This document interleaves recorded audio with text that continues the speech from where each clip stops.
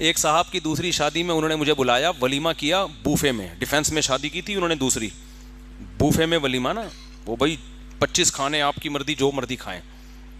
میں چلا گیا, میرے بہت قریبی دوست تھے, بڑے خوشی خوشی مل رہے ہیں نا ہر ایک سے, السلام علیکم میری شادی ہوئی ہے, السلام علیکم. مجھے پتا تھا کہ جب اس کی بیوی کو, ان کو بیوی کو پتہ نہیں تھا سسرال کو پہلے, میں لوگوں سے کہہ رہا تھا یہ جتنا ابھی یہ چمک رہا ہے نا, یہ اس کی حالت دیکھنا ایک ہفتے بعد. وہ سمجھ رہا تھا کچھ بھی نہیں ہوگا, وہ سمجھ رہا تھا سب خوش ہیں اور سب مجھے مبارکباد دے رہے ہیں, کوئی بٹیر کھا رہا ہے, کوئی بڑا وی آئی پی ولیمہ کیا, کوئی فش کھا رہا ہے, اور لا کے پوچھ رہے ہیں آپ بٹیر لے آؤں آپ کے لیے یا فش لے کر آؤں آپ. تو لوگ بڑی حسرت سے اس کو دیکھ رہے تھے, یار مفتی صاحب آپ کے بیان سن کے اس نے شادی کی اور دیکھیں کیسا چہرہ چمک رہا ہے. دولہا بھی بڑا تھوڑا ہینڈسم تھا, تو کیسا چہرہ چمک رہا ہے. میں نے کہا ابھی اس کو پتہ نہیں ہے بیچارے کو اس کے ساتھ ہونے والا کیا ہے. یہ جتنی توقعات لے کے بیٹھا ہوا ہے نا کہ ری ایکشن ہوگا, اس سے 20 گنا زیادہ ہوگا ری ایکشن. اور یہی ہوا یہ کہ جب اس کا ولیمہ ختم ہوا, ہنسی خوشی زندگی کے جب دن شروع ہونے والے تھے نا اس کے گھر میں پتہ چل گیا کہ جی محترم ایک اور شادی. اچھا اس نے شادی بھی کی طلاق یافتہ بچوں والی سے. جب اس پتہ چلا ہے نا, 3 دن چھپنے کے لیے میں نے اس کو کمرہ دیا ہے یہاں پہ. میں کسی کو دوسری شادی کے بعد کمرہ رہائش کے لیے نہیں دیتا نہ چھپ, کیونکہ میں کہتا ہوں بھائی مزے تم اڑاؤ, ہم اپنی ٹینشنیں بھی پالیں اور دوسروں کی ٹینشنیں بھی پالیں. بھائی ہماری اپنی ٹینشنیں کم ہیں, ہم ہر دوسرا شادی کرنے والی کی ٹینشن بھی ہم لیں, ہمارے اپنے تو نمٹنے دو ہمیں. تو اس نے کیا ہوا ہے کہ اس کا اتنا ری ایکشن ہوا بیچارے کے ساتھ, اتنا ری ایکشن ہوا کہ میرے پاس فون آیا, بھائی میں تو تباہ ہو گیا, برباد ہو گیا, میرے سالے کو کوما میں چلا گیا ہے.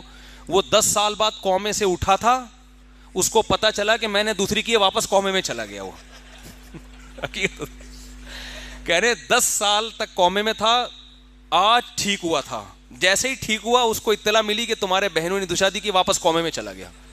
وہ بھی میرے کھاتے میں ڈال دیا کہ تیری وجہ سے کومے میں گیا. وہ سسر صاحب نے جو کچھ ہوتا ہے وہ بتانے کی, کر کے دیکھو تو پتا چلے گا. اتنا ٹینشن میں آیا ہے بیچارہ کہ مجھے فون کیا اس نے, مفتی صاحب میں بہت پریشان ہوں اور میں سوچ رہا ہوں کہ میں چھوڑ دوں, میں دوسری کو چھوڑ دوں یا کیا. میں نے کہا نہیں, دیکھو چھوڑنے والا کام نہیں کرو. اب ہر آدمی اس کو کوئی تسلی دے نہیں رہا, جس کے پاس جائے لوگ اسے کہتے ہیں کہ ہاں میں نے منع نہیں کیا تھا ہماری نہیں سنی نا, یہی ہوگا. تو مجھے اس کا وہ ولیمے کی جو چہرے کی مسکراہٹیں اور نور جو نکل رہا تھا نا وہ یاد آ رہا تھا. اور میں نے کہا میں نے پیشگوئی کی تھی کہ یہ سارے جتنی بدتیسیاں دکھا رہے ہیں نا ابھی یہ پتہ چلے گا جب گھر میں پتہ چلے گا اس. بالآخر جب بہت زیادہ بیچارے کی حالت, کیونکہ میری سلام دعا بھی تھی. اچھا ہاں سوری, میں نے اس کو ترغیب نہیں دی تھی دوسری شادی کی, یہ مجھے یاد آیا, میں نے کوئی ترغیب نہیں دی تھی, وہ انہوں نے خود سے کی تھی. خیر جی, وہ پھر میں نے کہا, میں جب بہت ہی حالت خراب ہو گئی نا, سگریٹ وہ پیتے نہیں تھے, سگریٹ شروع کر دی اس نے ٹینشن کے لیے, اور مجھے کہہ رہا تھا میں نشے کی طرف جا رہا ہوں. اب اتنی دباؤ, اتنی ٹینشن, کیونکہ اب غیرت مند آدمی کے لیے چھوڑنا بھی آسان نہیں ہوتا. وہ کہے گا یار کیسے چھوڑیں گے, لڑکی کے باپ بھائی کو کیا منہ دکھائیں گے ہم. تو کبھی کہتا ہے میں چھوڑنے پہ لگا ہوں, دوسری کو طلاق دینے والا ہوں, کبھی کہتا ہے نہیں یار. تو میں نے اس کو بلا لیا, میں نے کہا ادھر آ جاؤ. اس کو میں نے کھلایا کھانا, انڈا موڑ لے گیا, میں ان کو کھانا کھلایا, ٹائٹ سے دودھ پتی پلائی. میں نے کہا دیکھ اس ٹینشن میں جینے کا اپنا مزہ ہے. میں نے کہا آپ اپنی بائک یا گاڑی کے پیچھے موسٹ وانٹیڈ لکھوا دو. میں نے کہا دیکھو بڑے بڑے دہشت گرد ہوتے ہیں جو موسٹ وانٹیڈ پتہ نہیں سینکڑوں لوگوں کو قتل کرنے کے بعد بنتے ہیں جا کے, اور اتنے ڈکیتیاں کی ہوتی ہیں پھر جا کے موسٹ وانٹیڈ بنتے ہیں. آپ بچپن میں ہی موسٹ وانٹیڈ, اور بڑے فخر سے بتاتے ہیں نا, وہ بڑے بڑے دہشت گرد ڈان بڑے ہوتے ہیں, علاقے کے بدماش بنے ہوتے ہیں. میں نے کہا گریبان کھولو, اب یہ بٹن بند کرنے کا نہیں ہے, بنیان کے بغیر کرتا پہنو, بال بکھیر لو, تو اور ایسے گھومو محلے کا بدماش آ رہا ہے کی ہے, جس نے جو اکھاڑنا ہے اکھاڑ لے. صحیح ہے نا, واقعی میں, آپ مذاق نہ سمجھیں. میں نے کہا ایسے گھومو, بال وال بکھیر لو, بٹن بلکہ ٹیڑھے بٹن لگاؤ نا, یہ والا بٹن اتنا تو میں نے نہیں کہا, لیکن آئندہ کوئی کرے گا تو میں کہوں گا یہ والا بٹن یہاں لگا لو, ایک پائنچا ادھر جا رہا ہے, ایک پائنچا نیچے. اور ایسے گھومو بولا جس کے باپ نے جو اکھاڑنا ہے اکھاڑ لے. کیونکہ لوگ پتہ ہے بے غیرتی کے تانے, تجھے چھوٹے چھوٹے بچوں کی حیا نہیں آئی, تجھے اپنی ماں کا خیال نہیں آیا, تجھے اپنے قومے میں اٹھے ہوئے سالے کا خیال نہیں آیا, قومے سے اٹھے ہوئے سالے کا خیال نہیں. اب یہ دلائل کا جواب دے رہے تھے نا, نہیں میں ایسا نہیں ہوں ایکچولی, یہ نا دلائل سے جواب, ایکچولی اصل میں بیوہ عورتوں کا گھر بسانا بھی تو اسلام کا حکم ہے ایکچولی وہ. اچھا یہ انہوں نے جو شادی, اب وہ اتنی ڈیٹیل میں جاؤں گا, بولے گا یار آپ نے تو سارے کچے چھٹے کھول دیے میرے, تو ورنہ ان کی بڑا دلچسپ قصہ ہے, پوری ڈیٹیل میں جا نہیں سکتا میں. تو خیر اب کیا ہے, میں نے کہا بھائی اب دلائل سے جواب دینا چھوڑ دو, دلائل کی دنیا میں آپ لوگوں کو چپ نہیں کرا سکتے. اب آپ نے لوگوں سے کہنا ہے ہم ہیں ہی بدماش, ہم ہیں ہی برے آدمی, ہم کام ہی الٹے کرتے ہیں. وہ سب کہیں گے نا تمہیں شرم نہیں آئی چھوٹے چھوٹے بچوں کے ہوتے ہوئے شادی کرتے ہوئے, بولے میں بے شرم ہوں, میں شرم لیس انسان ہوں. یہ شرم ورم ہوتی کیا ہے؟ بدماش اسی طرح بات کرتا ہے نا. ابے کوئی ڈاکو آیا کہ تمہاری کن پٹی پہ بندوق رکھے اور بول پیسے دے آپ کو, تمہیں شرم نہیں آتی, وہ کیا کہے گا, شرما کے چلا جائے گا واپس. کیا خیال ہے, بولے گا میں نے تیرے سے مشورہ نہیں مانگا, پیسے مانگے ہیں, پیسے دے. تو دوسری شادی بھی کام بدماشی والا ہے. یہ تمیز سے بعض کام ہوتے اچھے ہیں مگر معاشرے نے اس کو بدماشی بنا دیا ہے. اگر آپ دلائل دینے پہ آ گئے تھی, ایکچولی دیکھیں وہ مفتی صاحب کا میں نے بیان سنا تھا, وہ ایکچولی عورتیں زیادہ ہیں مرد کم ہیں, یہ بیچاری بیوہ کہاں, یہ بیوہ اگر تمہاری بہن ہوتی تو بھی تم اسی طرح ری ایکشن کر رہے ہوتے.